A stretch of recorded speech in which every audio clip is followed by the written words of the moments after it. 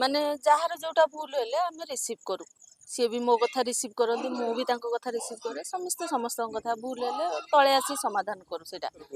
ବୟସରେ ମୁଁ ତାଙ୍କ ଠାରୁ ବଡ଼ ହେବି। ଓଡ଼ିଶାବାସୀ କ'ଣ ଭାବିଥିଲେ ରାନୀପନା ଗୋଟେ ଦୁର୍ଦ୍ଦାନ୍ତ, ତା ପାଖରେ ଚଳିପାରିବନି। ଆମ ରାନୀ ଅପା ଗୋଟେ ବଡ଼ ଧମାଲ ଆଗକୁ ଦେଖେଇବାକୁ ଆସୁଛନ୍ତି। ଯେମିତି ପକ୍ଷୀମାନଙ୍କର ଜୀବନ, ଆମର ସେମିତି ଜୀବନ। କାଲି ସେଠି ଥିବୁ, ଆଜି ଏଠି ଥିବୁ। ନମସ୍କାର, ଜୟ ଜଗନ୍ନାଥ। ମୁଁ ହାସ୍ୟ ଅଭିନେତ୍ରୀ ଜୟନ୍ତୀ। ଆପଣ ଏ ବର୍ଷ ନାଟ୍ୟ ମଣ୍ଡପରେ ଅଛନ୍ତି। ନାଟ୍ୟ ମଣ୍ଡପରେ କେତେ ଖଣ୍ଡ ନାଟକ ଅଛି? 2025-26 ବର୍ଷ ପାଇଁ 4 ଖଣ୍ଡ ନାଟକ ଆମର ହେଉଛି। ଆପଣ କୋଉ କ୍ୟାରେକ୍ଟର ରୋଲ୍ କରୁଛନ୍ତି? ମୁଁ କମେଡି କ୍ୟାରେକ୍ଟର। ଆଚ୍ଛା, ଆଜି କ'ଣ ରିହର୍ସାଲ ଚାଲିଛି? ଆଜ୍ଞା, କ'ଣ ଚାଲିଛି ରିହର୍ସାଲ? ନାଟକ ଆଜି ବ୍ୟାଡ୍ ଗାର୍ଲ ହେଉଛି। ଆଚ୍ଛା, ଆପଣ ଏଥିରେ ଗୁଡ୍ଡୁ ଯୋଉ ଅଛନ୍ତି ସିନେ ତାରକା, ଆଜ୍ଞା, ସେ ଆପଣଙ୍କ ସହିତ ଅଭିନୟ କରିବେ, କମେଡିରେ ଅଭିନୟ କରିବେ। ତାଙ୍କ ସହିତ କେମିଷ୍ଟ୍ରି କେମିତି ବଢୁଛି? ବଢ଼ିଆ ଲାଗୁଛି। ବଢ଼ିଆ ଫ୍ରି ପିଲା, ବଢ଼ିଆ ମିସିଂ। ଜଣା ପଡ଼ୁନି ସେମାନେ ଜଲିଉଡ୍ କଳାକାର ବୋଲି। ମାନେ ଜଣା ପଡୁଛି ଯାତ୍ରା ପାର୍ଟିରେ ଯେମିତି ଆଗରୁ ଚାକିରି କରିଥିଲେ। ବହୁତ ଭଲ ଲାଗୁଛି। ବହୁତ ଭଲ ପିଲା ସିଏ। ସେ ତ ଗୋଟେ ବର୍ଷ ଥିଲେ ସଚିଦାନନ୍ଦ ଆଜ୍ଞା, ସିନେମାରେ, ତାପରେ ଫିଲ୍ମ ଜଗତରେ କାମ ପାଇଲେନି, କାମ କେହି ଦେଲେନି। 4 ବର୍ଷ ପରେ ସେ ଆସିଛନ୍ତି ଯାତ୍ରା ଜଗତକୁ। ତ ଆପଣ ତାଙ୍କଠୁ ସିନିୟର ହେବେ ନା ସିଏ ଆପଣଙ୍କଠୁ ସିନିୟର ହେବେ, କି ଆପଣ ତାଙ୍କଠୁ ସିନିୟର ହେବେ? ନାଇଁ ସେମିତି କହିପାରିବିନି। ସେମିତି କହିପାରିବିନି। କାହା ଦକ୍ଷତା କେମିତି ସେଟା ଦର୍ଶକ କହିବେ। ମୁଁ କହିଦେଲେ ଯେ ସେଟା ହେବ, ସେଟା ମାନେ କହିହେବନି। ଅଭିନୟରେ ନୁହଁ, ମାନେ ବୟସ ଅନୁସାରେ କହୁଛି। ବୟସରେ ମୁଁ ତାଙ୍କ ଠାରୁ ବଡ଼ ହେବି। ତ ତାଙ୍କୁ ତ ଆପଣ ଗାଇଡ୍ କରୁଥିବେ, ହଁ, ଯେତେବେଳେ ତାଙ୍କର ଅଭିନୟ ଭୁଲ ହଉଥିବ ଆପଣ ଗାଇଡ୍ କରୁଥିବେ, ଏମିତି ଅଭିନୟ ହଁ, କରନ୍ତୁ। ହଁ। ଆମେ ଯୋଉ 4 ଜଣ ଅଛୁ, ମାନେ ଯାହାର ଯୋଉଟା ଭୁଲ ହେଲେ ଆମେ ରିସିଭ୍ କରୁ। ସିଏ ବି ମୋ କଥା ରିସିଭ୍ କରନ୍ତି, ମୁଁ ବି ତାଙ୍କ କଥା ରିସିଭ୍ କରେ। ସମସ୍ତେ ସମସ୍ତଙ୍କ କଥା ଭୁଲ ହେଲେ ତଳେ ଆସି ସମାଧାନ କରୁ ସେଇଟା। ଆଉ ଡାଇଲଗ୍ କାହାର ବାଇ ମିଷ୍ଟେକ୍ ହେଇଗଲା, ସମସ୍ତେ ସମସ୍ତଙ୍କୁ ଆଡଜଷ୍ଟ କରନ୍ତି। କେହି କାହାକୁ ମାନେ ସେଠି ମାନେ ଧରା ପକେଇ ଦିଅନ୍ତିନି ଯେ ସେ ଜଣେ କହିପାରିଲାନି ଆମେ ରହିଗଲୁ, ସେମିତି ନାହିଁ। ଲେଡି ଗ୍ୟାଙ୍ଗଷ୍ଟର ଆପଣ କେତେଟା ସିନ୍ ଅଛି? ଲେଡି ଗ୍ୟାଙ୍ଗଷ୍ଟର ବେଶୀ ତ ସିନ୍ ହେଇନି, କିନ୍ତୁ କ୍ୟାରେକ୍ଟର ଆମର ଅଛି। ବେଶୀ ସିନ୍ ହେଇନି। 4 ନମ୍ବର 5 ନମ୍ବର ସିନ୍ ଜମା ହେଇଛି। ଆପଣ କେତେ ନମ୍ବର, ଆପଣ କେତେଟା ସିନ୍ ଅଛନ୍ତି ନା ଜାଣିନାହାନ୍ତି? ନାଇଁ, ସେଟା ଡିରେକ୍ଟର କି ରାନୀ ଅପା କହିପାରିବେ, ଆମେ କ'ଣ କହିପାରିବୁ। ନାଟକ ସଇଲେ ଜାଣିପାରିବେ ଆପଣ କେତେଟା ସିନ୍ ଆଜ୍ଞା, ଅଛି।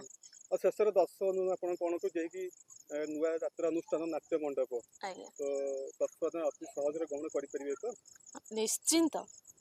ସବୁ ତ ଯାତ୍ରାପାର୍ଟି ବଡ଼ ବଡ଼ ମାଲିକ ମାନେ ଯାତ୍ରାପାର୍ଟି କରୁଛନ୍ତି। ଜଣେ ଅଭିନେତ୍ରୀ କରିବା ଏଇଟା ସହଜ କଥା ନୁହେଁ। ଆଉ ଆମେ ବି ଯେତିକି ଜାଣିପାରୁଛୁ, ରାନୀ ଅପା ଗୋଟେ ବଡ଼ ଧମାଲ ଆଗକୁ ଦେଖେଇବାକୁ ଆସୁଛନ୍ତି। ଆଉ ସେଇଟା ଅପେକ୍ଷା କରନ୍ତୁ। ଆଉ ପ୍ଲସ୍ ଦେଖିବାକୁ ବି ଆସନ୍ତୁ। ଦେଖିଲେ ଜାଣିପାରିବେ କ'ଣ ଭିତରେ ଚାଲିଛି। ଆପଣ ୟା ପୂର୍ବରୁ ଗ୍ରାଉଣ୍ଡ ମହଲରେ ଥିଲେ, ଆଜ୍ଞା, ତ ଗ୍ରାଉଣ୍ଡ ମହଲରୁ ନାଟ୍ୟ ମଣ୍ଡପ କେମିତି କରିଥିଲେ ଆଉ ନାଟ୍ୟ ମଣ୍ଡପକୁ ଆସିଲେ? ଏମିତି ଥିଲୁ। ଆମର ତ ଯେମିତି ପକ୍ଷୀମାନଙ୍କର ଜୀବନ, ଆମର ସେମିତି ଜୀବନ। କାଲି ସେଠି ଥିବୁ, ଆଜି ଏଠି ଥିବୁ, ସେମିତି କହିହେଉନି। ମାନେ ମୋର ସେଠି ନ ରହିବା ହବ। ଅପା ଫୋନ୍ କଲେ ମୋତେ, ଫୋନ୍ କରିକି ଯୋଗାଯୋଗ ଯେମିତି କଲୁ, ଏଠି ଆସିଲୁ, କଥା ହେଲୁ। ଭଲ ଲାଗିଲା ତାଙ୍କ କଥା। ଆମେ ବି ଯାହା କହିଲୁ, ନିଜ ଭଉଣୀ ଭଳିଆ ଗୋଟେ କଥା ହେଲେ। ସେ ଗୋଟେ ଯାତ୍ରା ମାଲିକ ଭଳିଆ ଆମ ସାଙ୍ଗରେ କଥା ହେଲେନି। ନିଜ ଭଉଣୀ, ଗୋଟେ ବଡ଼ ଭଉଣୀ, ଗୋଟେ ମା ଭଳିଆ ଆମ ସାଙ୍ଗରେ କଥା ହେଲେ। ପ୍ରତ୍ୟେକ ଦିନ ବି ସେ ପେଣ୍ଡାଲ ପାଖରେ ଉପସ୍ଥିତ ହେବେ। ମାନେ ସବୁ ଲେଡ଼ିଜ୍ ହୁଅନ୍ତୁ, ଜେଣ୍ଟସ୍ ହୁଅନ୍ତୁ, ସମସ୍ତଙ୍କ ଭଲ ମନ୍ଦ କଥା ବୁଝୁଛନ୍ତି, ସମସ୍ତଙ୍କ ସାଙ୍ଗରେ ମିଶି ଯାଉଛନ୍ତି। ସିଏ ଗୋଟେ ମାଲିକ ବୋଲି ଆମେ ଠିଆ ପିଲା ବେଳକୁ କହିଲେ ଯେ କାହିଁ ଠିଆ ହେଉଛ, ମୁଁ ତ ମାଲିକ ନୁହଁ, ମୁଁ ତଳେ ତମ ଭଉଣୀ। ଉପରୁ ଯେତେବେଳେ ମିଟିଂ କରୁଥିବି ସେତେବେଳେ ମୋତେ ସମ୍ମାନ ଦେବ, ନହେଲେ ତଳେ ମୁଁ ତମ ବଡ଼ ଭଉଣୀ। ମାନେ ତାଙ୍କର ଏଇସବୁ କଥା ବ୍ୟବହାର, ମାନେ ଓଡ଼ିଶାବାସୀ କ'ଣ ଭାବିଥିଲେ ରାନୀପନା ଗୋଟେ ଦୁର୍ଦ୍ଦାନ୍ତ, ତା ପାଖରେ ଚଳିପାରିବନି। ଆମେ ଯେତେବେଳେ ଘରକୁ ଆସିଥିଲୁ, ଆମ ଘର ଲୋକ ବି କହିଲେ ସେ ଏମିତି କହୁଛନ୍ତି, ସେମିତି କହୁଛନ୍ତି, ତାଙ୍କ ପାଖରେ ଚଳିପାରିବେ। କହିଲୁ ନାଇଁ, ସେ ଭଲ ମଣିଷଟେ। ସେ ଯୋଉଟା କହୁଛନ୍ତି ତାଙ୍କ ହୃଦୟ ଭିତରେ ସେଇଟା ନାହିଁ। ସେ ଗୋଟେ ବଢ଼ିଆ ମଣିଷଟେ। ଆସିଲା ପରେ ବି ଅନୁଭବ କରୁଛୁ ବହୁତ ଭଲ। ଶେଷରେ ଦର୍ଶକ ଜଣ କହିବେ? ଦର୍ଶକମାନଙ୍କୁ ଏତିକି ଅନୁରୋଧ କରୁଛି, ଆପଣ ଆସନ୍ତୁ। ରାନୀ ଅପା ଗୋଟେ ନୂଆ ପାର୍ଟି କରିଛନ୍ତି, ଦେଖନ୍ତୁ। ନିଶ୍ଚିନ୍ତ ଆପଣଙ୍କୁ ଭଲ ଲାଗିବ। 4ଟା ନାଟକ ସବୁ ନିଆରା କାହାଣୀ, କେହି କାହା ସାଙ୍ଗରେ ମିଶୁନାହାନ୍ତି।